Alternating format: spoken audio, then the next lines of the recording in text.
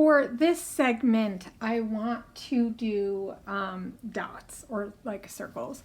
And at first I was just gonna do just like do them however, but I think what I want to kind of talk through, and I won't show me drawing them, but I think what I want to do, because I did a layout similar to this, I don't know if I use acrylic paint or watercolor, but I think this will work the same, is I'm gonna draw circles on and then we're gonna fill them in. And I want to do some different sizes because I want to make this more like a constellation type of circle-y dot paper. And my intention with showing you backgrounds like this is that you can create a background that fits some kind of thought process in which you want to use for a layout. And this is how I do it. I think about something that maybe would be really cool on, I've done this on art journals and stuff, but I've also did it with layouts as well. So I think this is where it can be really fun. Now, this doesn't necessarily even just have to be circles. You could use hearts or something and just do hearts of different sizes. I find that this kind of thing, when I'm going to do, if I want it to be a little bit more precise, I like to do circles that I've drawn, which is why I'll do the first one and kind of show you. A lot of times what I will do is get something. If you had a cut file, that would work really well too, but I don't have that. So I think what I want to do is do a circle like this size, and maybe like something really small. So let's see. Maybe I just find stuff around. This is where it doesn't have to be really precise or anything. I wonder if I can find a pencil. So even like the bottom of this, I think could work too. And I'm just going to show you real quick, and then I will finish some off. I've also done some bigger circles. And those are really fun too, because you can center one and then do the rest around it. I'm not sure I have something that I can do that with, like a really big one. So we're just gonna stick with like these sizes. And I don't think it really matters. Maybe I'll do like this size. And usually I like to pick like a corner or something that I've done. And then I just go around it. It doesn't have to be perfect. And in the end, I probably will want to get rid of some of these. And like, I could definitely do like two, like do a half of one here. Maybe that's what I'll do.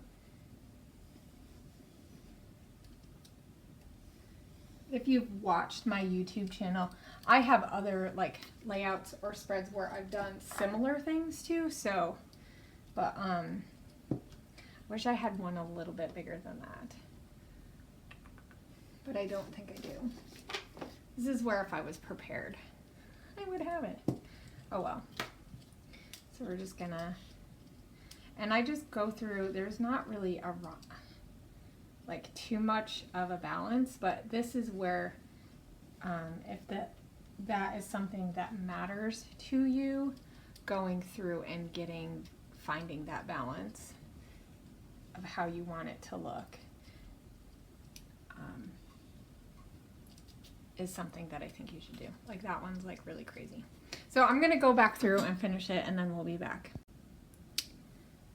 Now that I have my circles all drawn on, I did draw them on and then erase them a little bit because I don't want the lines to show too much, but I do want to be able to see. So probably what I will do is use a thinner brush and a thicker brush, and I'm going to start off with just putting a base coat of blue on all of these, and then I'm going to go back through and add some other blues and some golds on the inside. So I wanted to kind of tell you what I'm doing and then start doing it. And I am making all of these the same. One of the things actually that I like to do is start off with just getting the edge because I do want this to be watercolor-y. So I find that if I do the edge first and then I start going on the inside, I can add colors and make it really fun and pretty. I've done this with lots of different colors also, like I've used not just a dark color, but I've done other colors as well. And this is where using like a really thin brush helps, because you can really get along that line and get that perfect circle if you want. And you can definitely just hand do circles. That is not, and because this is a watercolor, I can come back after I've drawn or done the ring around each one, which is what I'm gonna do. I think that sometimes for me is the easier thing to do, is just get the outsides done and then come back in. And this is something that if you're gonna take the time to do, it is gonna take a little while. So probably what I will do is talk a bit and then put this on fast forward, so you're not seeing it in like super slow moment, because I don't know if you guys want or need this to be 25 minutes long. But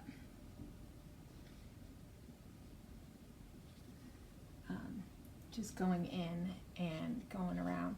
And if you needed like a really even darker color than what is here, and what I'm using, if you wanted to use similar colors, you could definitely add some black to the edges too, which I think I might do as well.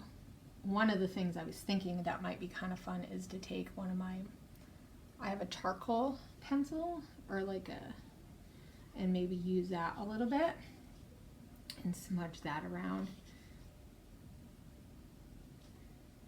and get that look. I will say using a smaller brush like this does cramp up your fingers. But it's all worth it at the end, I promise.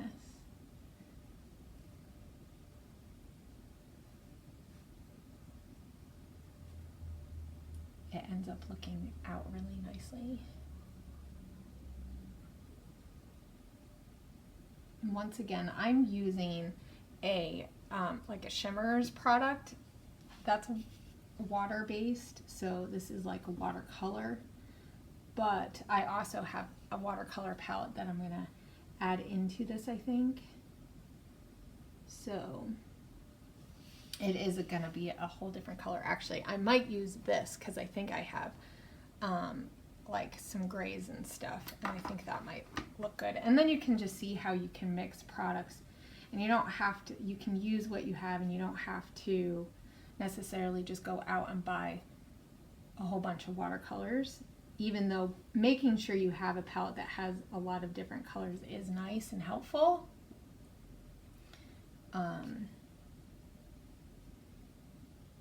For sure. But I think it definitely takes time to get to that level of figuring out which products you really like to use and which ones you want to use to get a look that you want. But many of these watercolor based products work really similar, or can look similar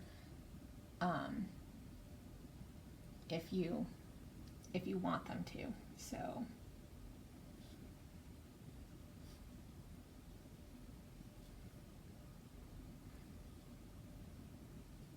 now, I will say my circles probably won't always look exactly circly, as much as you try to get them to be perfect. That's probably not a realistic expectation unless you are somebody who knows you can get that accomplished and do that. I think that's the cool thing about doing a background or a design like this, is that you can get whatever, you can get it to look more homemade, as opposed to a very finished page, which you would just buy. And there's definitely watercolor pages out there now. Vicki Boonton does a lot of media-based pages that look like, you know, something that you could do on your own. but without the drying time, because all of these product papers you're gonna have to let sit. A lot of times I like to do these in the evening so that they can just sit overnight, and as long as I don't keep them on my desk or somewhere where I know that a cat or a kid is going to play around with it, it'll just dry. And this paper, I'm not sure if I said this or not, but this is just using heavy gesso, so it should work up and last for what I need it to. Ground absorbent probably would work really nicely for this too, because it's going to have that a little bit more of that grit texture for a watercolor look. So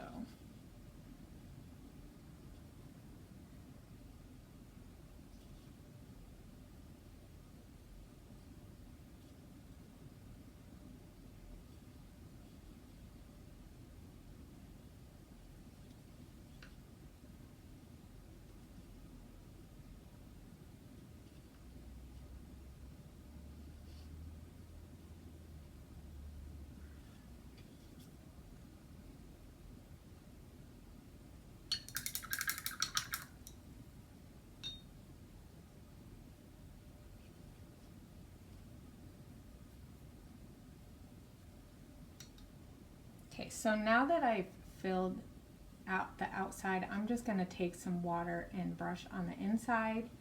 I'm going to pick up some of that paint that is already on the outside, but then also add some more paint to my brush. I am using a little bit of a bigger brush than I was, but you could use whatever size.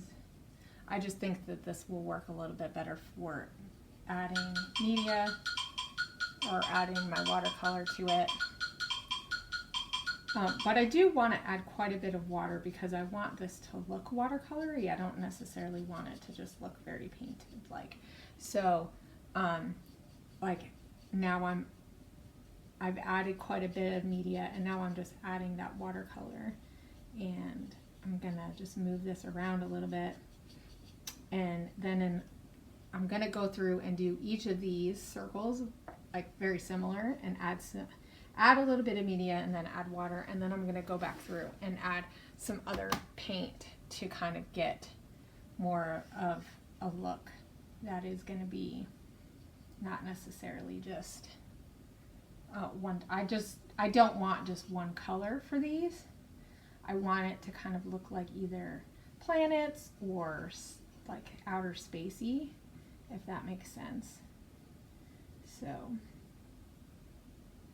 So by doing, adding some of the watercolor and then adding different colors on top of it, I can get that look. And that's really where it's really cool, and you can tailor it.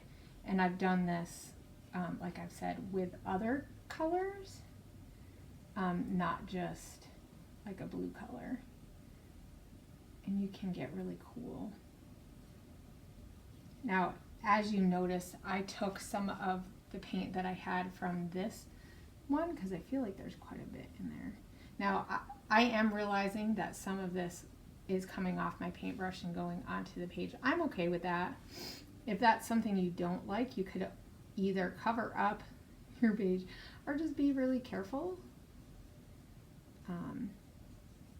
That is possible to do. So let's see. And I am trying to go more like on the inside and then out, because I don't really want to get paint on the inside if I've already done the outside. So, and that is definitely possible to do, is get it all over the place. I think this one needs to be here, but so my paint on the outside is starting to dry a little bit, so I'm finding that I really have to work at those edges to get it to look like I did it all together.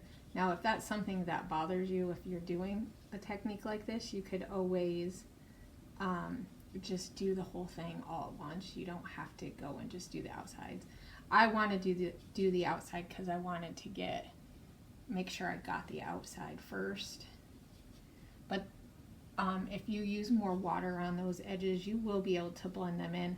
And I know that I'm going to be using different colors also, so I'm not sure it's going to be as harsh as it seems right at the beginning. So, because I know I will be adding more.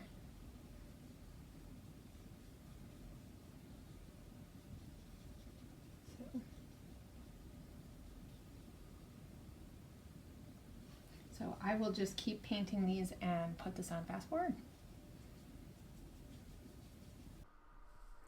Now that I am just fast forwarding this, I will talk through how I'm doing this, which is the same way that I was just talking through before, but this is a little bit faster speed so that it doesn't take as long, because this background did take a while. So anytime you do a homemade background like this, definitely make sure that you understand that you are going to have to put time into it.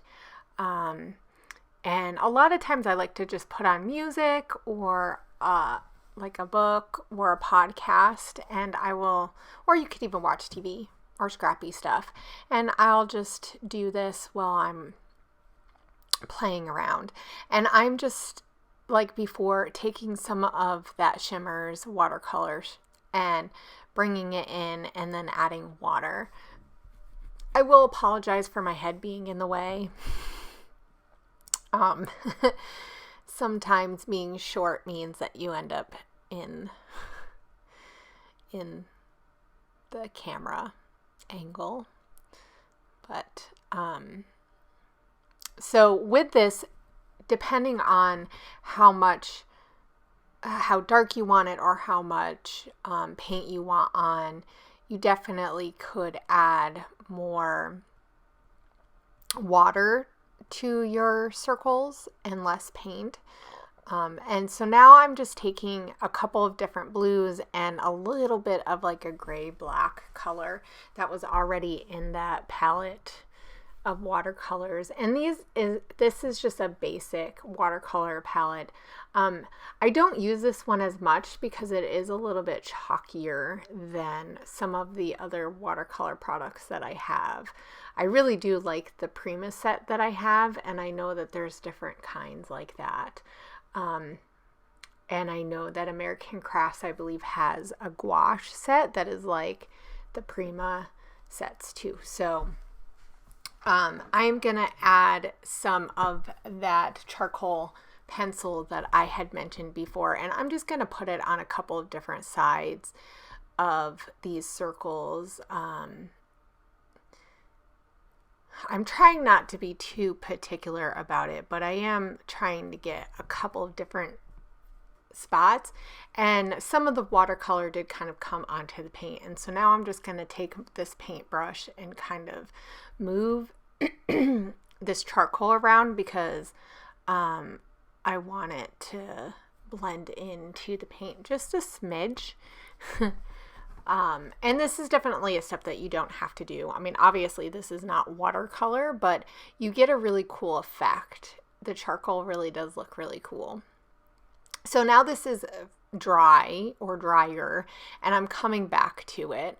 And this is the perfect background to show that there are a lot of times I will start something and then finish it later. A lot of times I do this with art journal pages, which this is really similar to doing something like that. So I'm going back over where I did some of the charcoal because I felt like you couldn't see it that well. And so now that I know that it's drier, I can add just a little bit more to it.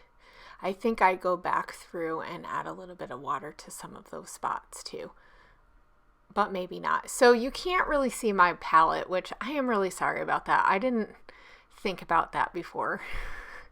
And I'm taking a silver, like a platinum silver gold color. It's not really gold. It's like a white gold, I guess.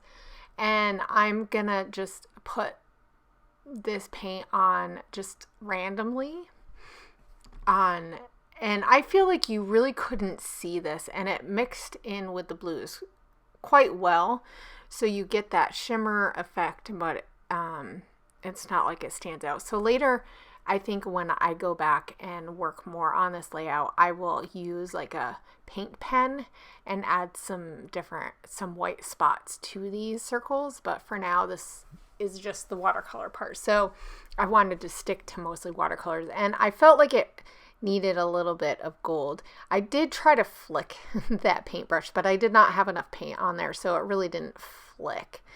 And once again, I'm just putting a little bit here and there, and this is dry, so it isn't gonna mix with the colors the way that it did originally. So if I wanted it to blend in a little bit more, I would have needed to use a lot more water, but I am going to add just a little bit more of this blue, and I'm using more of the Prima color this time, so it is a little bit of a different color.